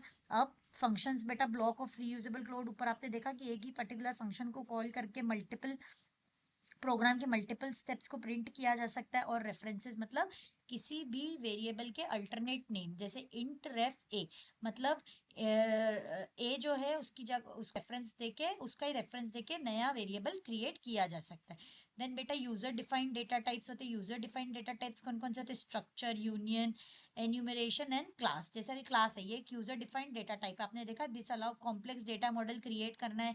ये एक base of object oriented programming होता है। अगर क्लास नहीं होगा तो क्या बेटा ऑब्जेक्ट ओरिएंटेड प्रोग्रामिंग चल पाएगा, नहीं। लेकिन क्लास क्रिएट करने का जो क्लास को क्रिएट करने का वो होता है, क्लास को क्रिएट करने का इंडिपेंडेंस ये यूजर के पास होता है, इसलिए इसको यूजर डिफाइंड डेटा टाइप्स बोलते हैं। बेटा जो कन्वर्जन होते हैं वो दो तरीके के होते हैं, एक होता है इम्प्लिसिट टाइप कन्वर्जन और एक होता है एक्सप्लिसिट टाइप कन्वर्जन। जो इम्प्लिसिट मतलब अंदर से, इम्प्लिसिट अपने आप, है ना। इम्प्लिसिट एक्सटर्नल सोर्स नहीं ले रहा, इम्प्लिसिट मतलब ये कंपाइलर के थ्रू ही किया जाता है। इसको क्या बोलते हैं, type promotion, because smaller data types are promoted to larger to prevent data loss. मतलब किसी भी छोटे डेटा टाइप को लार्जर डेटा टाइप में कन्वर्ट कर देता है ताकि सिस्टम का लॉस ना हो और मेमोरी और स्पेस का लॉस ना हो, है ना। इसीलिए इसका एग्जांपल देखो बेटा, सबसे पहले हमने क्या दिया, इंटीजर ए दिया, है ना। और फ्लोट में क्या दिया, बी 2.5। अब आप समझो कि इसने पहले ही फ्लोट को क्या बोल दिया कि भैया जो रिजल्ट आएगा वो फ्लोट आएगा। क्यों रिजल्ट फ्लोट आएगा ये समझो। इंटीजर क्या है, एक नॉर्मल नंबर, फ्लोट है डेसिमल नंबर। जब हम 5 और 2.5 को ऐड करेंगे तो क्या बनेगा, 7.5, है ना। लेकिन बेटा कभी भी कोई सी भी दो अलग अलग डेटा टाइप की वैल्यू ऐड नहीं हो सकती, तो उसने ए को ऑटोमेटिकली फ्लोट में कन्वर्ट कर दिया और क्या बनाया, फ्लोट में कन्वर्ट करके 5.0 कर दिया उसने ऑलरेडी। तो 5.0 प्लस 2.5 जब प्लस होंगे तो 7.5 बनेगा, तो ऑटोमेटिकली फ्लोट ही बनेगा, तो फ्लोट सी। समझ में आया। ये जो कन्वर्जन है ये किसने कर दिया, कंपाइलर ने ही कर दिया, ठीक है। तो कैर, शॉर्ट, इंट इनको कन्वर्ट करके देखो बेटा, जब कैरेक्टर, शॉर्ट, इंट इनको किस में कन्वर्ट कर दिया जाता है, इंट में, अरिथमेटिक ऑपरेशंस के टाइम। अगर डिफरेंट डेटा टाइप्स और स्मॉलर है, जैसे बेटा इंट और फ्लोट में कन्वर्ट करे, तो इंट एक स्मॉलर डेटा टाइप है तो उसको फ्लोट में क्यों कन्वर्ट कर दिया, ताकि मेमोरी का लॉस ना हो। लार्जर वन ऑटो, इंट को फ्लोट में कर दिया, फ्लोट को डबल में कर दिया। क्लियर है बेटा। एक्सप्लिसिट डेटा कन्वर्जन क्या होता है, वो कन्वर्जन जो मैन्युअली प्रोग्रामर करता है ना। द प्रोग्रामर एक डेटा टाइप को फोर्स करता है टू बी कन्वर्टेड, बेटा वो उसको फोर्स करता है बेटा, फिर वही इधर कोई कन्वर्जन की बात नहीं करेगा, है ना, नहीं तो दंगे हो जाएंगे। पर हाँ, द प्रोग्रामर फोर्सेस एक डेटा टाइप को फोर्स करता है to be converted into another data type user casting के थ्रू। जैसे इसका एग्जांपल देखो, दो नंबर्स थे, इंटीजर ए 10 था और बी 3, दोनों इंटीजर में। लेकिन बेटा आप सबको पता है इसका रिजल्ट फ्लोट में आएगा कैसे, जब 10 को 3 से डिवाइड करेंगे, है ना। तो क्या आएगा, 3.3 बनेगा।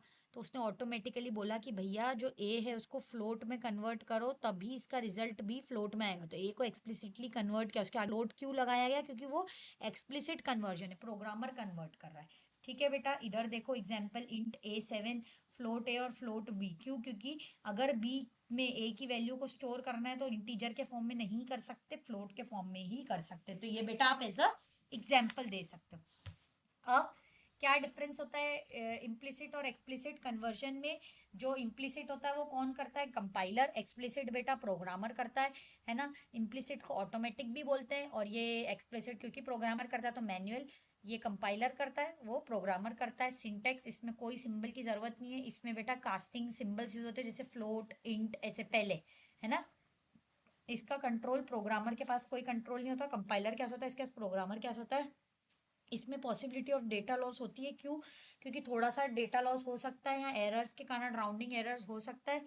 और इसमें ये सेफर होता है क्योंकि प्रोग्रामर कन्वर्जन को डिसाइड कर लेता है। और बेटा आप ये एग्जांपल दे सकते हो, ऊपर थे वो भी दे सकते हो, है ना बेटा। अब बेटा ऑपरेटर्स ऑब्जेक्ट ओरिएंटेड प्रोग्रामिंग में बेटा बचपन से पढ़ते आ रहे हो, प्लस माइनस सब्ट्रैक्ट, है ना। तो ऑपरेटर क्या होता है? ऑपरेटर वो सिंबल होता है जो किसी भी प्रोग्राम में किसी भी दो वैल्यूज को एक मैथमेटिकल ऑपरेशन या लॉजिकल ऑपरेशन परफॉर्म करने के लिए हेल्प करता है। ठीक है, जैसे एग्जाम्पल ए इंटीजर एक है और एक इंटीजर बी है, तो इसमें अगर प्लस किया तो रिजल्ट क्या बनेगा? 15 बनेगा। क्यों बनेगा? क्योंकि एक अरिथमेटिक ऑपरेशन है जो प्लस का ऑपरेटर है और दो ऑपरेंड है, जिनके ऊपर हो रहा है वो ऑपरेंड है ना। प्लस क्या कर रहा है? ऑपरेशन परफॉर्म कर रहा है, तो वो ऑपरेटर है। और ऑपरेंड क्या है? जिसपे ऑपरेशन परफॉर्म हो रहा है, जैसे ए और बी। ठीक है बेटा, अलग अलग तरीके के ऑपरेटर्स होते हैं। कौन कौन से होते हैं? सबसे पहले अरिथमेटिक ऑपरेटर्स होते हैं बेटा। अब ये तो मेरे को एक्सप्लेन करने की जरूरत ही नहीं पड़नी चाहिए, एडिशन सब्ट्रैक्शन मल्टीप्लिकेशन डिवीजन और मॉड्यूलस। ठीक है।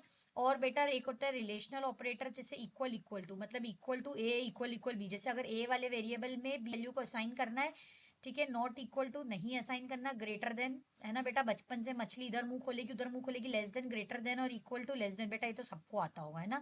लॉजिकल ऑपरेटर होते हैं बेटा and, nor, not, and, not या और, बेटा ये उसके सिंबल्स होते हैं। असाइनमेंट ऑपरेटर होते हैं ए इक्वल्स टू 5, मतलब ए में वैल्यू 5 के असाइन की, plus A plus equals to 2, मतलब ए की वैल्यू अगर 2 है तो उसमें प्लस प्लस करके ए, मतलब ए के प्लस 2 करो। जैसे अगर ए की खुद की वैल्यू 2 है तो ये वाला क्या हो जाएगा? 4, है ना। फिर सब्ट्रैक्ट भी सेम, डिवीजन मल्टीप्लिकेशन भी सेम, डिवीजन भी सेम, और इसमें भी modulus. Assignment operators is equal to arithmetic operators only, just assignment of value हो जाता है। इंक्रीमेंट और डिक्रीमेंट ऑपरेटर, मतलब इंक्रीमेंट करना प्लस प्लस से, इंक्रीज बाय 1, और डिक्रीमेंट मतलब डिक्रीज बाय 1। बेटा टर्नरी ऑपरेटर आपने सुना होगा, इफ एल्स वाली कंडीशन में यूज होते हैं। उसका सिंटेक्स क्या होता है? One expression two if else की कंडीशन में, शॉर्ट हैंड की कंडीशंस में टर्नरी ऑपरेटर्स यूज होते हैं। बेटा एक कंसेप्ट ऑपरेटर्स में और आता है, तो बेटा अगर एग्जाम में आए कि what do you mean by operator and explain different type of operator, बेटा बस इतना लिख लोगे तो 7 में से 7 नंबर आ जाएंगे। देन बेटा एक कंसेप्ट होता है ऑपरेटर्स में, ऑपरेटर प्रेसिडेंस और ऑपरेटर एसोसिएटिविटी। ये दो ध्यान से सुनना। ऑपरेटर प्रेसिडेंस मतलब कि किस फॉर्म में ऑपरेटर का परफॉर्मेंस होगा। जैसे बेटा आपको पता होगा कि सबसे पहले मल्टीप्लिकेशन, फिर ना किस प्रायोरिटी ऑर्डर में ऑपरेशन परफॉर्म होगा जब मल्टीपल ऑपरेटर्स होंगे।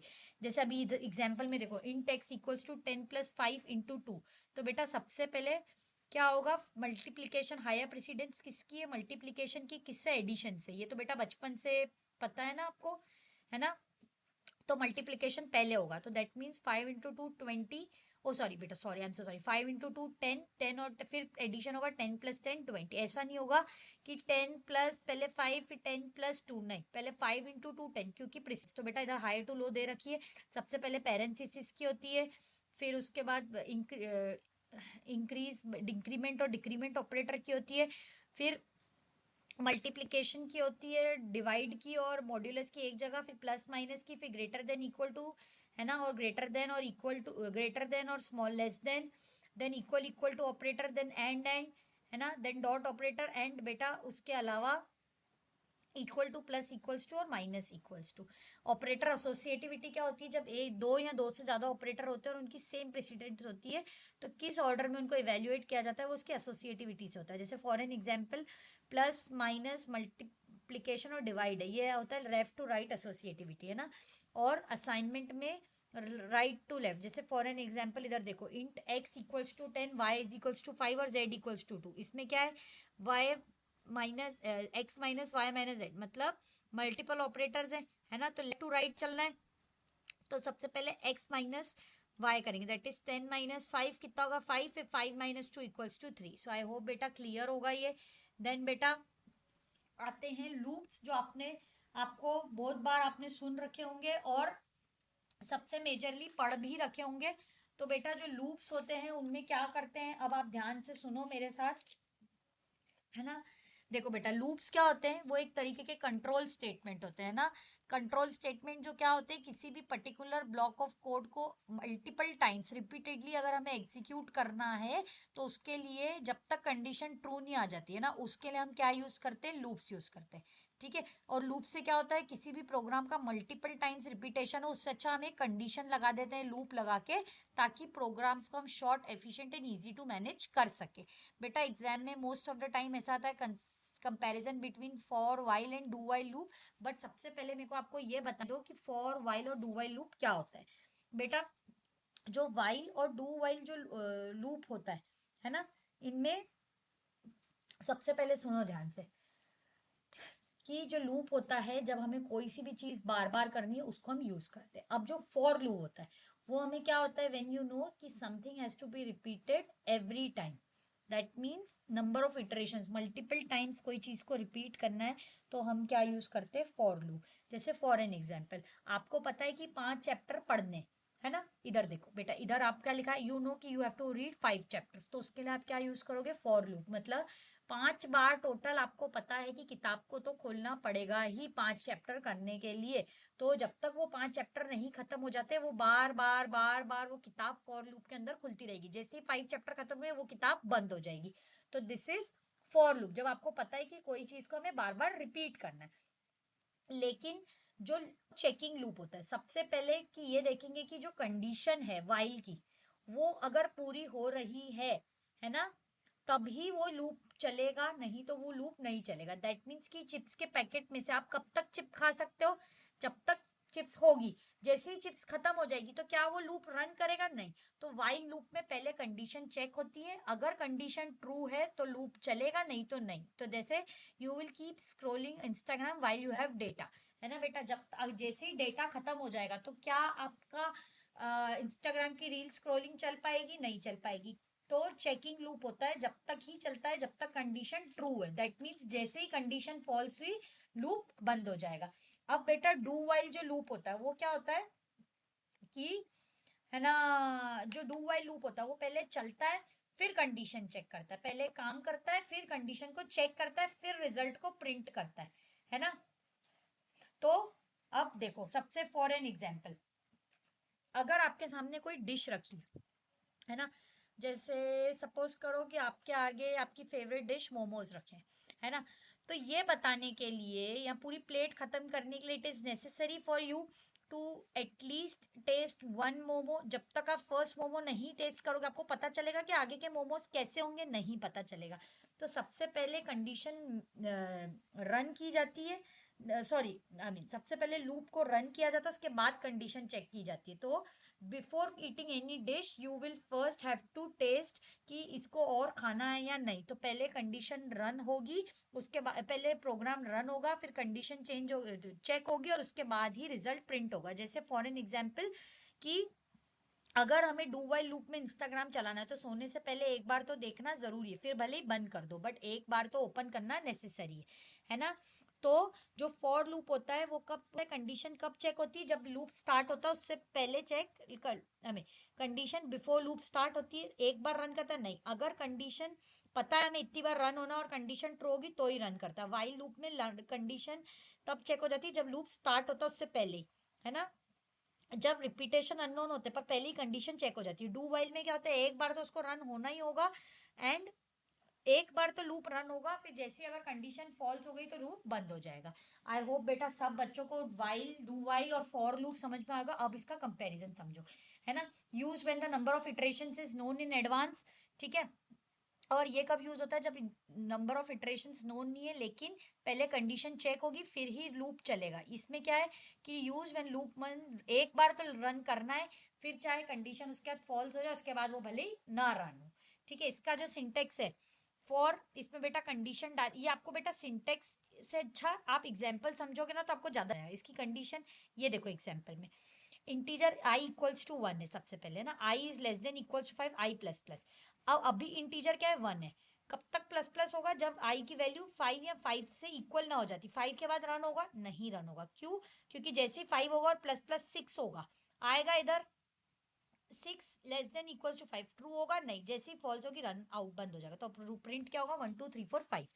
इधर बेटा i equals to 1 while i is less than equal, जैसे ही बेटा ये कंडीशन चेक करेगा, अगर जैसे ही इधर से 1 के बाद 6 हुआ और ये लूप रन करना बंद कर देगा, ये लूप रन करना बंद कर देगा। इधर बेटा पहले फर्स्ट बार में तो रन करेगा i इक्वल्स टू 1, है ना, इक्वल्स टू 1, फिर उसके बाद फिर वापस i इक्वल्स टू 1 पहले दे रखा है ना, अंदर जाएगा देखेगा अच्छा i को 1 से प्लस प्लस करना है तो ना 1 2 कर दिया, फिर चेक करेगा 1 जब होगा तब तो 1 लेस देन इक्वल्स टू 5 ये ट्रू होगी तो एक बार तो रन करेगा। फिर दूसरी बार चेक करेगा 2, है ना। जब +1 में प्लस प्लस होगा तो मतलब 2 बन जाएगा, सही। 3 4 5 बेटा जैसे 6 होगा तो वो रन करने से पहले यहाँ condition 5 is equals less than और इक्वल टू 5 हो जाएगा, तो यहाँ वो स्टॉप हो जाएगा, 6 में नहीं रन करेगा। तो आई होप बेटा क्लियर होगा। इसका जो कंडीशन चेकिंग है, ये कंडीशन लूप में एंटर होने से पहले चेक हो जाती है, इसमें भी पहले हो जाती है, इसमें बेटा एक बार तो रन होगा, है ना। इसका मिनिमम एग्जीक्यूशन 0 टाइम्स होता है, इसका भी 0 टाइम्स होता है, लेकिन इसका एटलीस्ट 1 होता है ना। इनिशियलाइजेशन और अपडेट लूप के हेडर पे ही हो जाता है। वंस इनिशियलाइजेशन हो जाता है और अपडेट कब होता है, जब वो लूप के अंदर घुसता है। इसमें इनिशियलाइजेशन पहले ही हो जाता है and done inside the loop. इसका यूज केस क्या होता है, जब हमको ये पता होता है कितनी बार रन होगा। इसका यूज केस क्या होता है, जब हमें ये नहीं पता कितनी बार रन होगा, बस कंडीशन पता है कि कब तक रन होगा, कितनी बार का आइडिया नहीं है। जैसे इधर तो इनको आइडिया था कि भाई 5 से या 5 तक रन होगा, ठीक है।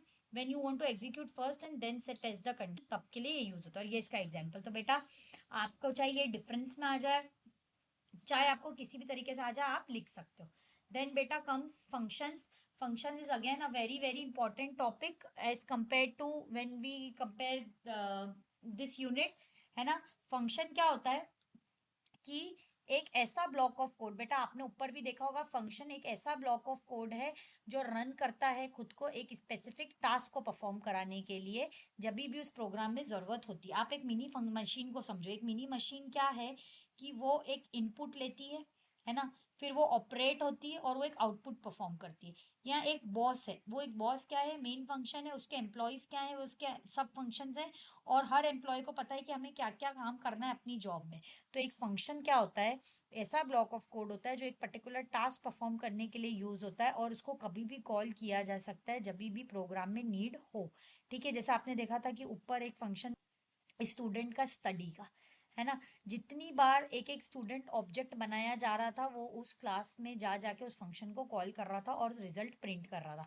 तो क्यों यूज होता है फंक्शन, क्योंकि ताकि हम एक बार फंक्शन बना लें और फिर हम प्रोग्राम को बार बार रीयूज कर सकें, प्रोग्राम को मल्टीपल छोटे छोटे पार्ट्स में डिवाइड करने के लिए और इजी डीबगिंग और मेंटेनेंस के लिए, ठीक है। फंक्शन का जो बेटा सिंटेक्स होता है वो कैसा होता है, उसका रिटर्न टाइप की, क्या वो इंट है, क्या वो फ्लोट है, तो वॉइड, और जो फंक्शन का नेम है जैसे स्टडी और पैरेंथेसिस, ठीक है, और उसकी रिटर्न वैल्यू क्या होगी यहाँ पे लिखी जाएगी वो, ठीक है बेटा। अब जो फंक्शन होते हैं वो 4 तरीके के होते हैं। Call by value, oh sorry not बेटा call by value, so sorry, sorry types of जो फंक्शन होते हैं वो तो फंक्शन की कॉलिंग होती है। जो फंक्शंस होते हैं वो कितने तरीके के होते हैं, on the basis of return type और उनके पैरामीटर्स। जो फंक्शन होते हैं वो होते हैं without parameters, with parameters, return type without parameters और रिटर्न टाइप विथ पैरामीटर्स, ठीक है। तो रिटर्न वॉइड और रिटर्न टाइप पे फंक्शन होते हैं। अब जो सबसे पहला फंक्शन है जो वॉइड टाइप विदाउट पैरामीटर्स में, ठीक है। तो बेटा इसका एग्जाम्पल समझो कि आपकी मम्मी आपको डिनर के लिए बुला रही है ना। इसमें क्या होता है कि कोई इनपुट भी नहीं दिया, कोई रिटर्न भी नहीं आया। आपने मम्मी ने क्या करा कि कोई रिटर्न, कोई इनपुट लिया आपसे, पूछा क्या खाना खाना है, नहीं, है ना। इस बस क्या किया, कोई सा भी ना इनपुट लिया ना कुछ लिया, ठीक है, और बस डायरेक्ट क्या बुला दिया कि डिनर इज रेडी नाउ। इसमें क्या होता है, जिसमें कोई भी आर्ग्यूमेंट्स नहीं लेते और does not return any value, मतलब किसी भी तरीके का ना इनपुट लिया गया ना कोई रिटर्न वैल्यू दी गई, उसको हम बोलते हैं वॉइड टाइप विदाउट पैरामीटर्स। लेकिन इसी जगह अगर मम्मी ने आपका नाम लेके बुलाया, Neha the dinner is ready, तो इसमें मम्मी ने क्या कहा कि आपका नाम लिया, मतलब एक इनपुट लिया पर आपसे रिप्लाई नहीं एक्सपेक्ट कर रही, मतलब वो एक आउटपुट नहीं एक्सपेक्ट कर रही। विथ पैरामीटर्स मतलब फंक्शन जो इनपुट पैरामीटर लेता है पर कोई भी रिटर्न वैल्यू नहीं रिटर्न करता, मतलब किसी भी तरीके का आउटपुट या आपसे किसी भी तरीके का जवाब मम्मी एक्सपेक्ट नहीं कर रही, मतलब कोई वैल्यू रिटर्न नहीं कर सकता। बेटा देखो इधर एक फंक्शन है वॉइड ग्रीट, इसने क्या किया, बस हेलो स्टूडेंट्स कॉल किया तो वो आ गया। क्या इसने इसके अलावा और कोई इनपुट लिया, नहीं लिया, है ना। स्टूडेंट का नाम लिया, नहीं लिया।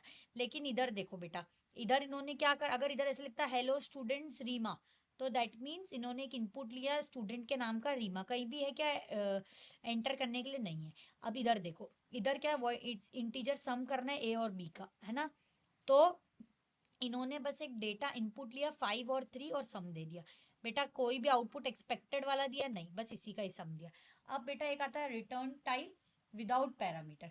जैसे सपोज करो कि आपका फ्रेंड आए और आपको सीक्रेटली आके एक चिट दे कि इसमें आपका लकी नंबर है, आपसे बिना पूछे।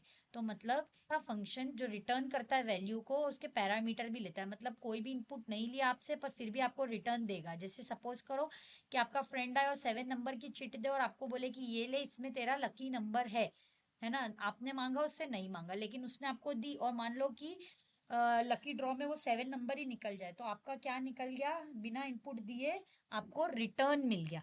इधर देखो बेटा, एक गेट नंबर किया, रिटर्न 10, तो इधर 10 नंबर आ गया। आपने बोला था नहीं, आपने कोई नंबर दिया, एंटर किया नहीं, अपने आप ही आउटपुट 10 आ गया। अब रिटर्न टाइप विथ पैरामीटर, मतलब जैसे समझ लो आपका फ्रेंड बोले कि आप मेरे को 5 रुपए दो और 10 रुपए दो, और आपको बोले कि मैं आपको प्रॉफिट करके दूंगा। तो आपने इनपुट क्या दिया? 5 रुपए और 10 रुपए, और उसने आउटपुट क्या दिया आपको? 15 रुपए। तो इस चक्कर इसमें क्या हुआ कि आपने एक फंक्शन, वो फंक्शन जो पैरामीटर को लेता है और उसके साथ साथ वैल्यू को रिटर्न करता है, उसको हम क्या बोलते हैं? Return type with parameters. तो बेटा ये 4 तरीके के फंक्शंस होते हैं, इनको आप ध्यान से देख लेना। बेटा इसके बाद होते हैं 2 तरीके के फंक्शन, सॉरी, फंक्शन का कॉलिंग होती है जब उनको आर्ग्यूमेंट पास करते हैं, है ना, जिसको हम बोलते हैं कॉल बाय वैल्यू और कॉल बाय रेफरेंस। आपने बहुत बार सुना होगा, और एग्जाम में majorly multiple times call by value और कॉल बाय रेफरेंस का एग्जाम्पल भी आता, सॉरी, डिफरेंस लिखने के लिए भी आता है ना। तो कॉल बाय वैल्यू मतलब जब आप किसी भी फंक्शन को एक पर्टिकुलर एक्चुअल वैल्यू न देते हुए उसका फोटोकॉपी देते हो। जैसे for an example, original value नहीं देते हो। अगर आपके फ्रेंड ने आपसे बोला कि आप मेरे को अपनी नोटबुक दो, है ना, तो आपने क्या किया? अपने फ्रेंड को आपकी नोटबुक देने के बजाय आपने क्या करा? उसी नोटबुक की फोटोकॉपी करा के अपने फ्रेंड को दे दी। अब आपका फ्रेंड उस नोटबुक में तोड़े फोड़े, उसे फाड़े, उस पर तेल गिराए, उसमें चेंजेस करे, उसमें पेन चलाए, उसमें हाइलाइटर चलाए, इससे आपका कोई मतलब है? आपके ओरिजिनल फंक्शन को कोई भी हार्म होगा? आपकी ओरिजिनल नोटबुक को कोई भी हार्म होगा? नहीं होगा। लेकिन जब हम कॉल बाय रेफरेंस की बात करते हो, तो दैट मीन्स हमारे फ्रेंड ने हमसे एक ओरिजिनल कॉपी मांगी। अब अगर हमारा फ्रेंड उस ओरिजिनल कॉपी में हाइलाइटर चलाता है तो हमारे ओरिजिनल फंक्शन को अफेक्ट होगा, उसे अगर तेल गिराता है तो उससे अफेक्ट होगा। तो this is the meaning of call by value and call by reference in simple words. कि कॉल बाय वैल्यू में क्या होता है?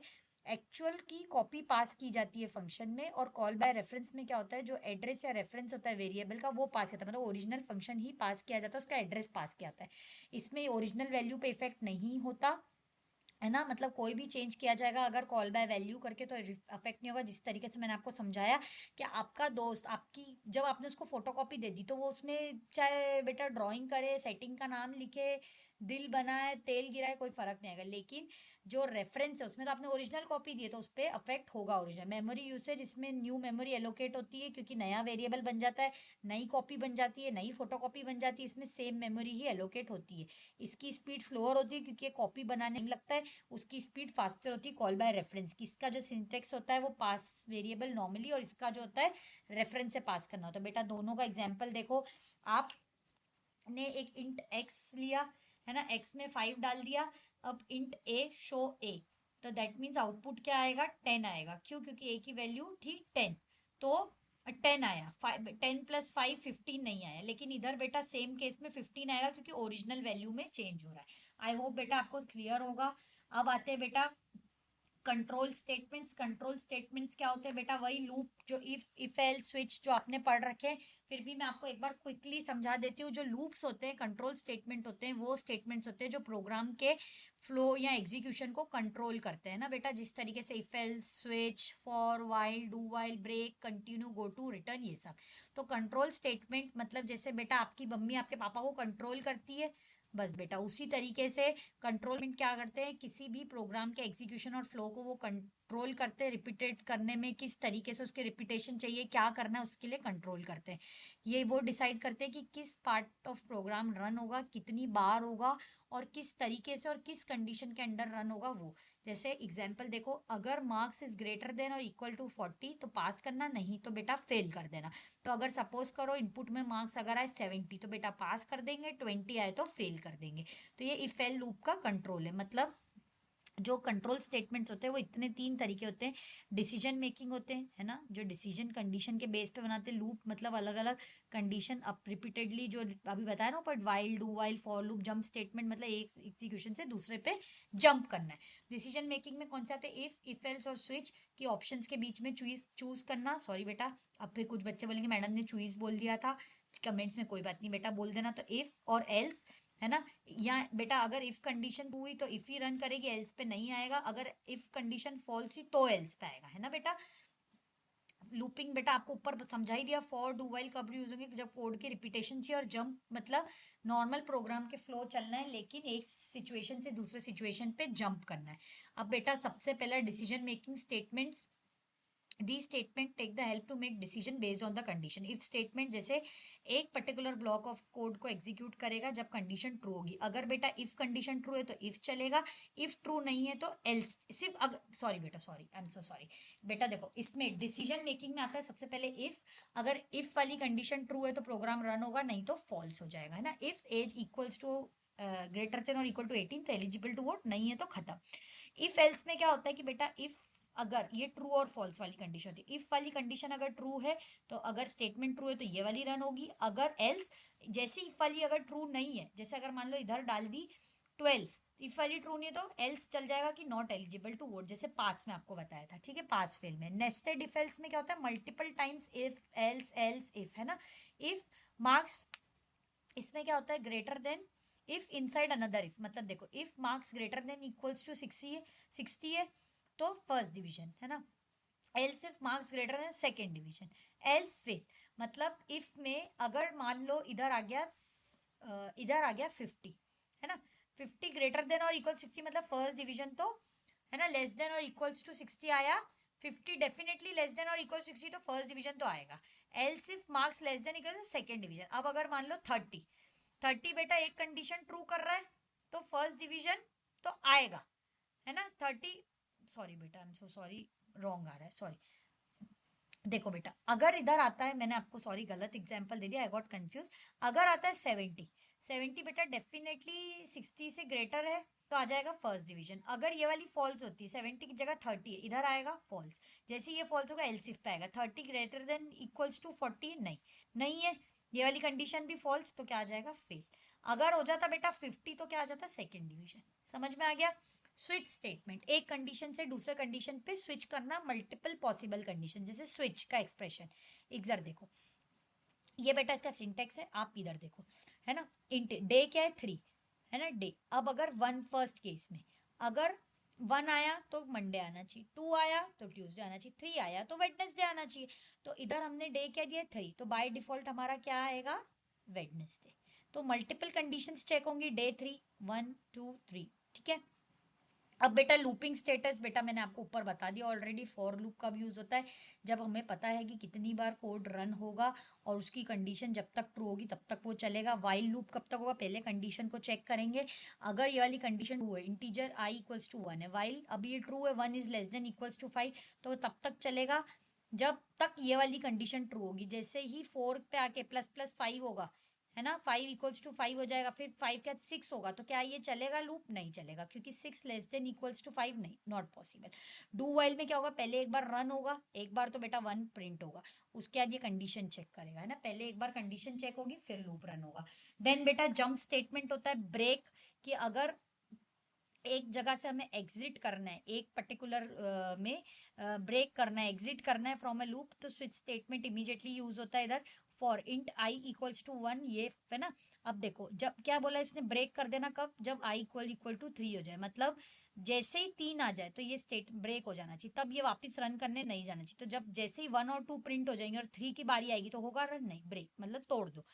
कंटिन्यू मतलब कि करंट इटरेशन को स्किप करो और कंटिन्यू करो दूसरे इटरेशन के साथ, मतलब कि आई इक्वल इक्वल ट्री हो गया तो इस करंट को चेंज, इसको स्किप कर दो, इस वाली कंडीशन को, इफ को, और 1 2 4 5 को प्रिंट करो, मतलब 3 वाले को स्किप करो और 1 2 4 5 प्रिंट करो। गो टू मतलब एक जगह से दूसरे लेवल पे जंप कर देना। Use to jump to a label statement with the same function. जैसे फॉर एन एग्जाम्पल देखो, x1 हो गया स्टार्ट, x प्लस प्लस कब तक करना है? 5 2 गो टू स्टार्ट, मतलब कब तक चलेगा? जब तक x 5 से इक्वल लेस देन और इक्वल टू 5 ना आ जाए तब तक चलता रहेगा, बार बार स्टार्ट पे जाएगा। जैसे ये हो जाएगा तब स्टार्ट पे जाके क्या करेगा, कंडीशन ही फॉल्स हो जाएगी। रिटर्न मतलब किसी भी फंक्शन को अगर हमें एग्जिट करना है, उसकी वैल्यू रिटर्न करनी है, तो हम रिटर्न फंक्शन यूज करते हैं, जैसे इंटीजर a प्लस बी, मतलब रिटर्न क्या कर दो, बस a और b को एडिशन करके वैल्यू। ठीक है बेटा। नेक्स्ट होता है बेटा एरे। आपको बहुत अच्छे से पता है एरे मल्टीपल अलग बहुत सारे डेटा टाइप्स को एक साथ स्टोर करने के लिए, collection of different elements and data types को, है ना, मतलब डिफरेंट डेटा टाइप्स, और आप चीज समझो, सेम डेटा टाइप बट अलग अलग एलिमेंट्स को। तो an array is a collection of elements of the same data type store in contiguous memory location. जैसे अगर 5 लोगों के मार्क्स हैं तो उन्हें हमें एक पर्टिकुलर एरे में स्टोर कर लिया, है ना, मतलब अलग मल्टीपल वैल्यूज को सिंगल जगह स्टोर करने के लिए, ताकि मेमोरी कम यूज हो, वी यूज एरे। अलग अलग वेरिएबल नेम की लोगों को अलग अलग मार्क्स को, जैसे मार्क्स किसी बच्चे के मार्क्स 10 है, किसी के 20, किसी के 30, किसी के 40, किसी के 50 है, लेकिन वो एक ही डेटाबेस कॉलेज के एक्सेल फाइल के अंदर स्टोर्ड है, तो दैट मीन्स कॉलेज के Excel file is a array to store marks of different student, है ना। Int marks 5, that is array to store 5 integer value कर सकता है, इससे ज्यादा नहीं करेगा। 1D एरे बेटा, 1D एरे क्या होता है कि उसका डिक्लेरेशन डेटा टाइप है ना, जैसे देखो डेटा टाइप क्या है, इंट, एरे का नेम क्या है, मार्क्स, उसका साइज क्या है, 5, उससे ऊपर नहीं ले सकता। Example int number 5, that is 5 integer value size 5 के इसमें जा सकते हैं। उसका इनिशियलाइजेशन कैसे, इंट नंबर 5 मतलब 10, 20, 30, 40, 50 ये इसमें डाल सकते हैं। अगर बेटा नंबर मिसिंग है, जैसे 10 और 20 दिया और बाकी नहीं दिया, तो इसको बाय डिफॉल्ट ये 0 ले जाता है, रिमेनिंग 3 एलिमेंट्स इक्वल्स टू 0, है ना। ट्रेवर्सल मतलब access element using index, that is starting from 0। For ये वाला लूप लगाया और इसमें इंटीजर में आई करा, दैट मीन्स कि 5 वैल्यू तक ये स्टोर करेगा। जैसे आई लेस देन इक्वल्स टू 5 हुआ, मतलब आई जैसे ही 5 प्लस प्लस कर रहे हैं ना, आई 5 या 5 से छोटा हुआ जैसे ही, तो ये चलना बंद हो जाएगा। तो कितनी वैल्यू स्टोर हुई, सिर्फ 5। क्लियर है बेटा। मल्टी डायमेंशनल एरे मतलब रोज और कॉलम्स के फॉर्म में। बेटा ये कैसे स्टोर कर रहा था, सिर्फ रोज में। जब मल्टी डायमेंशनल मतलब 2D एरे, जैसे एक से ज्यादा डायमेंशन में स्टोर करना, तो 2D तो रोज और कॉलम्स में करना, तो एरे का बस रो और कॉलम आ जाएगा और कोई भी डिफरेंस नहीं। जैसे मैट्रिक्स 2 और 3 मतलब 2 रो होगी और 3 कॉलम होंगे। इनिशियलाइजेशन ये देख लो बेटा, सेम वही सब कुछ सेम है, बस रोज और कॉलम के फॉर्म में हो गया। ठीक है। 1D एरे और 2D एरे के बीच में डिफरेंस आ सकता है। 1D बेटा सिंगल रो में, 2D मतलब रोज और कॉलम्स में। इसको कैसे एक्सेस कर सकते हैं, एरे इक्वल्स टू आई, इसको लिए रोज और कॉलम्स लगते हैं, आई और जे दोनों लगेगा। मेमोरी इसमें एक ही लाइन में स्टोर होती है, इसमें रोज और कॉलम्स के फॉर्म में होती है। लिस्ट के लिए यूज होता है, ये मैट्रिसेस टेबल ग्रिड के लिए यूज होता है। इसका डिक्लेरेशन करते हैं मार्क्स इक्वल्स 5, इसका डिक्लेरेशन करते हैं मैट्रिक्स इस फॉर्म में। इसमें ट्रेवर्सल सिंगल लूप में हो जाता है, इसमें डबल लूप या नेस्टेड लूप्स में होता है।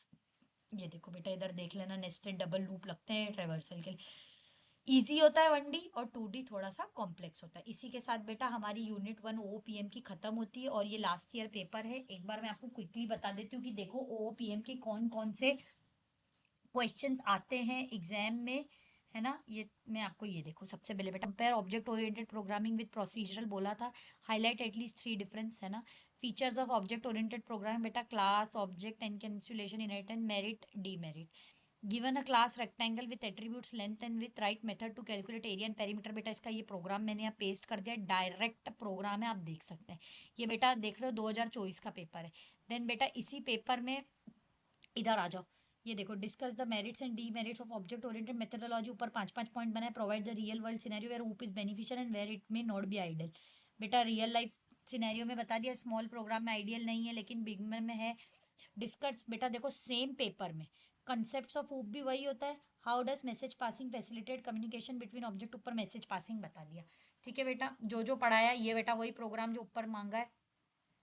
अगेन बेटा 2024 जून के पेपर में demerits and merits of object oriented programming, concept of encapsulation with proper example, differentiate between conventional programming, बेटा वो डिफरेंस, है ना।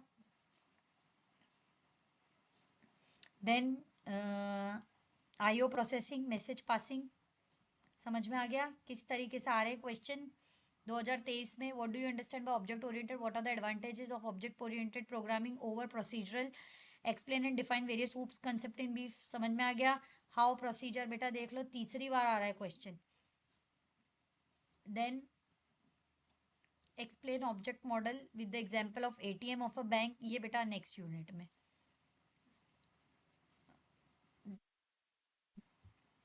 इसमें बेटा बस इस एग्जाम में, इस पेपर में इतने दो ही क्वेश्चन है।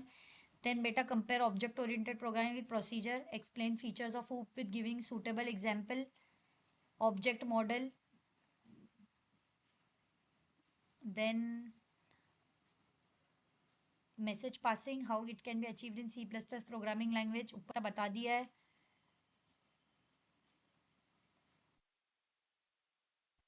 सो बेटा इसी के साथ आप देख रहे हैं कि पिछले साल के पेपर्स में जो जो पढ़ाया है ऊपर वो आया है।